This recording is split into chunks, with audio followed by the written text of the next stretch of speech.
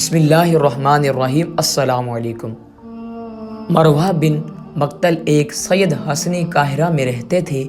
ان کی آنکھوں میں بادشاہ وقت نے سلائی پھروا دی تھی، جس کے صدمے میں دماغ پک گیا اور پھول گیا اور بدبو دے اٹھا تھا۔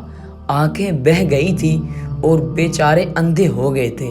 ایک عرصہ بعد آپ کا جانا مدینہ منورہ ہوا اور روزے اطہر کے قریب کھڑے ہو کر اپنا حال زار بیان کیا۔ جب وہ سوئے تو خواب میں حضرت محمد صلی اللہ علیہ وسلم تشریف لائے اور ان کی آنکھوں پر اپنا دست مبارک پھیرا۔ پھر جب وہ بیدار ہوئے تو آنکھیں بالکل درست تھیں۔ تمام مدینہ طیبہ میں اس بات کا شہرہ ہو گیا۔ جب قاہرہ واپس ہوئے تو بادشاہ ان کی آنکھوں کو درست پا کر بہت ناراض ہوا اور سمجھا کہ جلادوں نے جھوٹ بولا ہے اور ان کی آنکھیں پھوڑی ہی نہیں۔ جب لوگوں نے بتایا کہ مدینہ منورہ تک یہ اندھے تھے اور وہاں پہنچ کر یہ واقعہ ہوا، تب بادشاہ کا غصہ ٹھنڈا ہوا اور وہ نادام بھی ہوا۔ حضرت ابو امامہ رضی اللہ تعالی عنہ فرماتے ہیں کہ ایک عورت مردوں سے بے حیائی کی باتیں کیا کرتی تھی اور بہت بے باک اور بد کلام تھی۔ ایک مرتبہ وہ حضور صلی اللہ علیہ وسلم کے پاس سے گزری تو حضور صلی اللہ علیہ وسلم ایک اونچی جگہ پر بیٹھے ہوئے سرید کھا رہے تھے۔ اس پر اس عورت نے کہا، انہیں دیکھو، ایسے بیٹھے ہوئے ہیں جیسے غلام بیٹھتا ہے، ایسے کھا رہے ہیں جیسے غلام کھاتا ہے۔ یہ سن کر حضور صلی اللہ علیہ وسلم نے فرمایا، کون سا بندہ مجھ سے زیادہ بندگی اختیار کرنے والا ہوگا؟ پھر اس عورت نے کہا، یہ خود کھا رہے ہیں اور مجھے نہیں کھلا رہے۔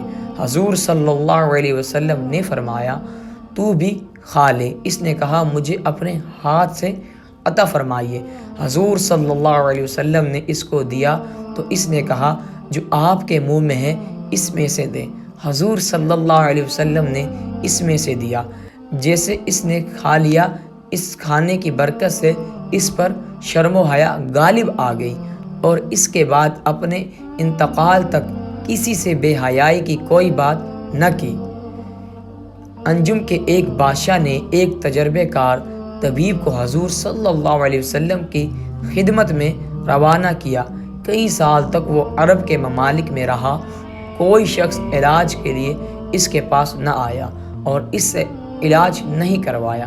پیغمبر صلی اللہ علیہ وسلم کے پاس آ کر اس نے شکایت کی کہ اس غلام کو صحابہ کے علاج کے لیے آپ کی خدمت کے لیے روانہ کیا گیا ہے، لیکن اتنی مدت میں کسی نے توجہ نہیں کی تاکہ وہ خدمت جو بندے کے لیے مقرر کی گئی ہے بجلائے رسول صلی اللہ علیہ وسلم نے فرمایا، اس جماعت کا ایک طریقہ ہے کہ جب تک بھوک غالب نہیں ہوتی نہیں کھاتے ہیں اور ابھی بھوک باقی رہتی ہے تو کھانے سے ہاتھ کھینچ لیتے ہیں۔ یہ سن کر حکیم نے کہا، تندرستی کا سبب یہی ہے۔ پھر اس نے سلام کیا اور چلا